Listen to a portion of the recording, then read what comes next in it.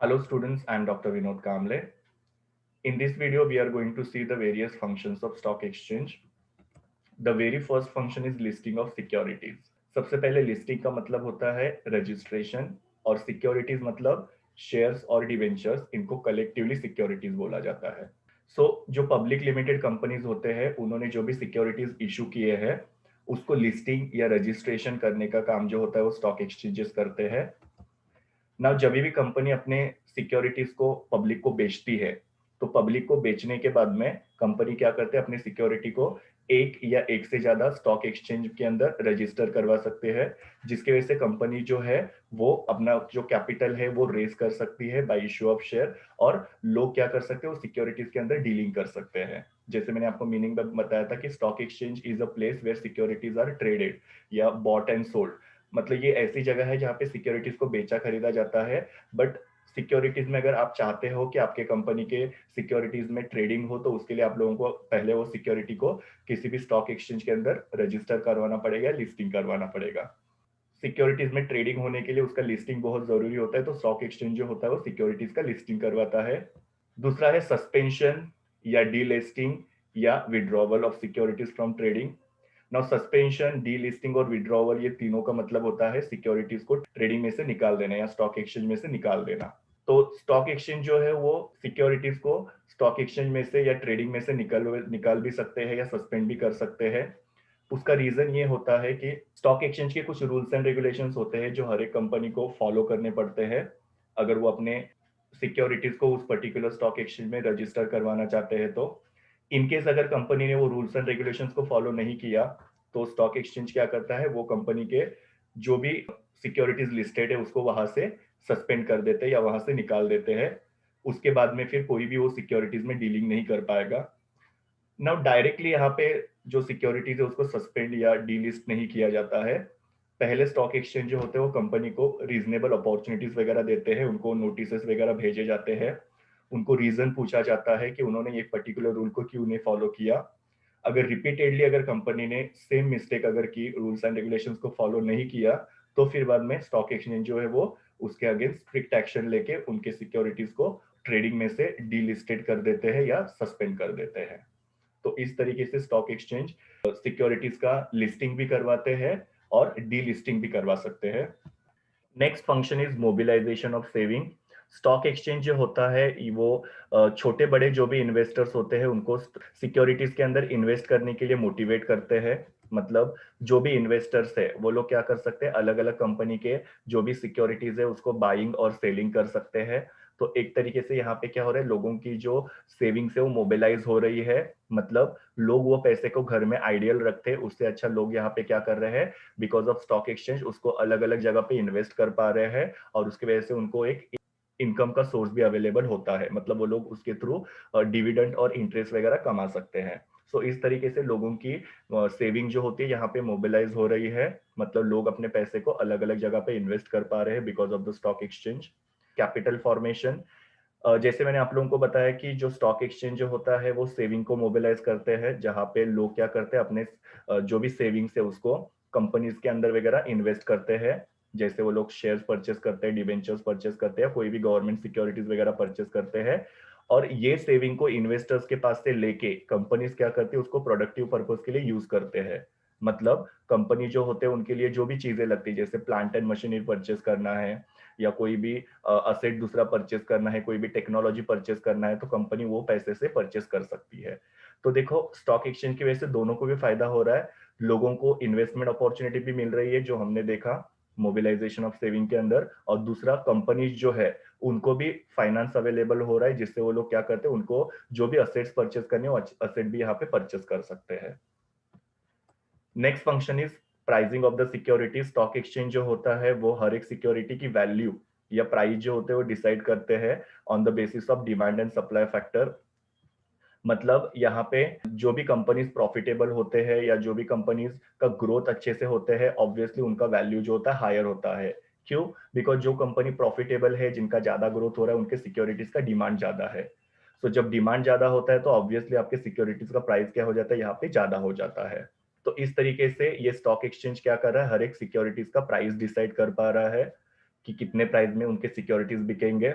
और ये जो वैल्यूएशन है या ये जो प्राइस है वो इन्वेस्टर्स के लिए और क्रिएटर्स के लिए काफी इंपॉर्टेंट है, बिकॉज इन्वेस्टर्स को पता चलता है कि उनके इन्वेस्टमेंट की मार्केट वैल्यू क्या है। जैसे अगर सपोज उसने 100 रुपए में अगर कोई शेयर परचेस किया था या डिवेंचर परचेस किया था, तो उनकी प्रेजेंट वैल्यू क्या है वो उनको पता चलता है। और दूसरा, क्रेडिटर्स को पता चलता है कंपनी की क्रेडिट वर्थिनेस कितनी है। उस बेसिस पे क्रेडिटर जो होते हैं वो डिसाइड करते हैं कि कंपनी को लोन वगैरह देना चाहिए कि नहीं। तो यहाँ पे स्टॉक एक्सचेंज कंपनी के सिक्योरिटी की प्राइस डिसाइड करते हैं, और जिसके वजह से इन्वेस्टर्स और क्रेडिटर्स को पता चलता है कि कंपनी में इन्वेस्टमेंट करना चाहिए कि नहीं। इकोनॉमिक बैरोमीटर ना, बैरोमीटर का मतलब क्या होता है, इंडिकेटर या जो दर्शाने वाला होता है उसको हम लोग बोलते हैं इकोनॉमिक बैरोमीटर। स्टॉक एक्सचेंज जो होता है वो हमारे इकोनॉमी का एक बैरोमीटर है, जो हमारे इकोनॉमी की कंडीशन को दर्शाता है या इंडिकेट करता है। स्टॉक एक्सचेंज में जिस तरीके से शेयर प्राइसेस का राइज और फॉल होता है, मतलब शेयर के प्राइस ऊपर चले जाते हैं या शेयर के प्राइस नीचे चले जाते हैं, उससे इकोनॉमी में बूम और रिसेशन आता है। बूम का मतलब क्या, जब भी अगर शेयर के प्राइस बढ़ गए तो इकोनॉमी में बूम आ जाएगा, मतलब इकोनॉमी ग्रो करेगी। और जैसे ही शेयर के प्राइस फॉल होने शुरू हो जाएंगे, इकोनॉमी में रिसेशन आएगा। तो कहीं ना कहीं पे ये जो स्टॉक एक्सचेंज है वो क्या कर रहा है, हमारी इकोनॉमी को कंट्रोल कर रहा है या हमारी इकोनॉमी को दर्शा रहा है कि हमारी इकोनॉमी किस तरीके से जा रही है। स्टॉक एक्सचेंज जो होता है उसको इकोनॉमी की पल्स बोली जाती है। पल्स मतलब क्या, नस बोला जाता है। और इकोनॉमी का मिरर बोला जाता है। तो इससे हम लोग को इकोनॉमी की कंडीशन पता चलती है कि हमारी इकोनॉमी किस दिशा में जा रही है। हमारी इकोनॉमी डिप्रेशन में जा रही है, प्रॉस्पेरिटी पे जा रही है, वो स्टॉक एक्सचेंज डिसाइड करता है। प्रोटेक्शन ऑफ इन्वेस्टर, ये भी एक इंपॉर्टेंट फंक्शन है स्टॉक एक्सचेंज का।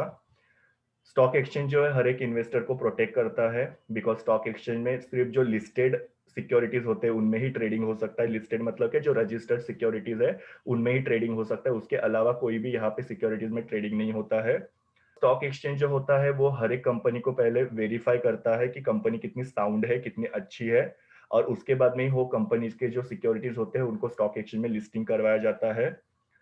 फिर जो भी कंपनीज के सिक्योरिटीज स्टॉक एक्सचेंज में लिस्टेड होते हैं, वो कंपनी को स्टॉक एक्सचेंज के सारे रूल्स एंड रेगुलेशंस फॉलो करने पड़ते हैं। तो ये सब चीजों की वजह से क्या होता है, यहाँ पे इन्वेस्टर्स की पूरी तरीके से प्रोटेक्शन होती है, उनके जो भी इन्वेस्टमेंट उन्होंने किया उसको सेफ्टी प्रोवाइड होती है। अगर सपोज ये rules and regulation stock exchange ने नहीं बनाए होते या सिक्योरिटीज को यहाँ पे लिस्टिंग नहीं करवाया होता, तो इन्वेस्टर जो है उनके पैसे जो है वो रिस्क में आ सकते थे। तो ये सब जो स्टेप्स स्टॉक एक्सचेंज ने लिया है, जिसकी वजह से क्या हो रहा है, सारे इन्वेस्टर्स का प्रोटेक्शन हो रहा है और वो लोग कॉन्फिडेंटली स्टॉक एक्सचेंज के अंदर इन्वेस्टमेंट करते हैं अलग अलग सिक्योरिटीज के अंदर। लिक्विडिटी, लिक्विडिटी का मतलब क्या होता है, कैश। स्टॉक एक्सचेंज जो होता है एक हम लोग को रेडी मार्केट अवेलेबल करके देता है, जहां पे हम लोग अपने सिक्योरिटीज को बाय और सेल कर सकते हैं। स्टॉक एक्सचेंज जो होता है वो इन्वेस्टर्स को एक अश्योरेंस देता है कि वो लोग ने जो भी पैसे इन्वेस्ट किए हैं, जब भी उनको पैसे की जरूरत पड़ेगी वो क्या कर सकते हैं, वो इन्वेस्टमेंट को बेच के अपना पैसा जो है रिकवर कर सकते हैं। जैसे कि आपने अगर सपोज कोई डिवेंचर परचेस किया है 2 साल के लिए, बट आपको 6 महीने के बाद में ही पैसे की जरूरत पड़ गई, तो आप वो डिबेंचर को वहां पे बेच सकते हो और आपके पैसे जो आपको वापस मिल सकते हैं, उसको लिक्विडिटी बोला जाता है। तो स्टॉक एक्सचेंज यहाँ पे आपको अश्योरेंस दे रहा है कि आप आपके इन्वेस्टमेंट को कैश में कन्वर्ट कर सकते हो जब भी आपको कैश की जरूरत पड़ेगी तभी। दूसरा चीज है, इन्वेस्टर यहाँ पे लॉन्ग टर्म इन्वेस्टमेंट में इन्वेस्ट कर सकते हैं, जैसे 5 साल के लिए, 10 साल के लिए वगैरह इन्वेस्टमेंट कर सकते हैं। बिकॉज यहाँ पे क्या है कि हम लोग को अश्योरेंस है, हम लोग को पता है कि अगर इनकेस इन बिटवीन हम लोग को पैसे की जरूरत पड़ गई तो हम लोग वो सिक्योरिटीज को बेच भी सकते हैं और हमारा पैसा हमको मिल भी सकता है। तो किसी भी हेजिटेशन के बिना ना हम लोग यहाँ पे क्या कर सकते हैं, स्टॉक एक्सचेंज के अंदर इन्वेस्टमेंट कर सकते हैं अलग अलग सिक्योरिटीज के अंदर। बिकॉज जब भी हम लोग को पैसे की जरूरत पड़ेगी वो पैसा हम लोग को यहाँ पे अवेलेबल हो सकता है। Promote the habit of saving and investment, again important चीज है। स्टॉक मार्केट जो होता है वो लोगों को एक अपॉर्चुनिटी देता है, जहां पे लोग क्या कर सकते हैं, अपने सेविंग्स को अलग अलग जगह पे इन्वेस्ट कर सकते हैं। तो इसकी वजह से लोग एनकरेज होते हैं कि वो ज्यादा से ज्यादा सेव करें, और सेव किए हुए पैसे को वो लोग अलग अलग जगह पे इन्वेस्ट कर सकते हैं। मतलब जैसे कंपनीज में वगैरह इन्वेस्ट कर सकते हैं, नहीं तो फिर लोग क्या करते हैं, एफडीज में वगैरह या कोई गोल्ड वगैरह खरीदना, ये सब में इन्वेस्टमेंट करते हैं जो अनप्रोडक्टिव है, जिसमें से लोगों को ज्यादा रिटर्न नहीं मिलता है। पर वही पैसे को अगर वो लोग ऐसे सिक्योरिटीज में, मतलब शेयर डिवेंचर में अगर इन्वेस्ट करेंगे तो उनको काफी अच्छा रिटर्न मिल सकता है। तो कहीं ना कहीं पे लोग क्या हो रहे हैं, यहाँ पे कॉर्पोरेट सेक्टर में इन्वेस्ट करने के लिए एनकरेज हो रहे हैं because of the stock exchange. Next है settlement of claims and disputes.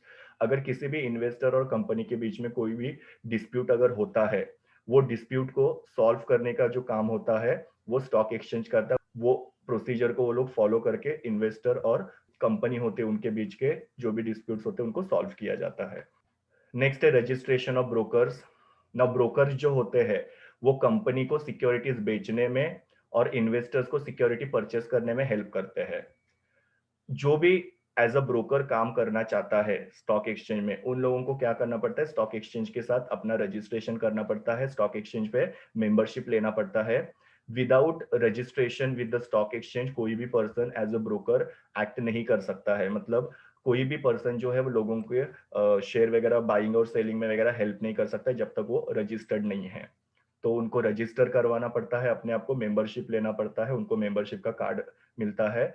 और अगर आप लोग भी कभी भी इन्वेस्टमेंट वगैरह करना चाहते हो शेयर्स के अंदर और ब्रोकर की अगर आप हेल्प ले रहे हो तो उनके पास मेंबरशिप है कि नहीं वो फाइंड आउट करना जरूरी है। बिकॉज मेंबरशिप है मतलब ब्रोकर जो ऑथोराइज ब्रोकर्स है, उसकी वजह से आपके साथ जो चीटिंग्स वगैरह हो सकते हैं वो नहीं होंगे। ब्रोकर जो होते हैं उनको स्टॉक एक्सचेंज के साथ साथ सेबी के साथ भी रजिस्ट्रेशन करवाना पड़ता है, उनकी भी मेंबरशिप यहाँ पे लेनी पड़ती है। तो हर एक ब्रोकर को यहाँ पे स्टॉक एक्सचेंज के साथ साथ सेबी में भी रजिस्ट्रेशन करवाना पड़ता है। और लास्ट वाला है इम्पोज फाइन्स एंड पेनल्टीज। अगर कोई भी ब्रोकर स्टॉक एक्सचेंज के किसी भी रूल्स एंड रेगुलेशन को फॉलो नहीं करते हैं तो उस केस में क्या होता है, उनको फाइन्स और पेनल्टीज वगैरह इम्पोज की जाती है। ये फाइन्स एंड पेनल्टी इसके लिए लगाई जाती है ताकि उनके अंदर एक डिसिप्लिन आए, वो किसी भी तरीके की फ्रॉडुलेंट एक्टिविटीज वगैरह यहाँ पे नहीं करे, इसके लिए उनके ऊपर ये फाइन और पेनल्टीज लगाई जाती है। और बहुत सीवियर अगर उन लोगों ने कुछ किया होगा तो उस केस में उनके जो मेंबरशिप है वो भी कैंसिल की जाती है। तो ये सारे फंक्शन थे स्टॉक एक्सचेंज के। ये मेरे यूआरएल है जहां से मैंने इमेजेस लिए हैं। Thank you students, please do like share comment and subscribe to my YouTube channel and also recommend my channel to your friends. We will meet in the next video.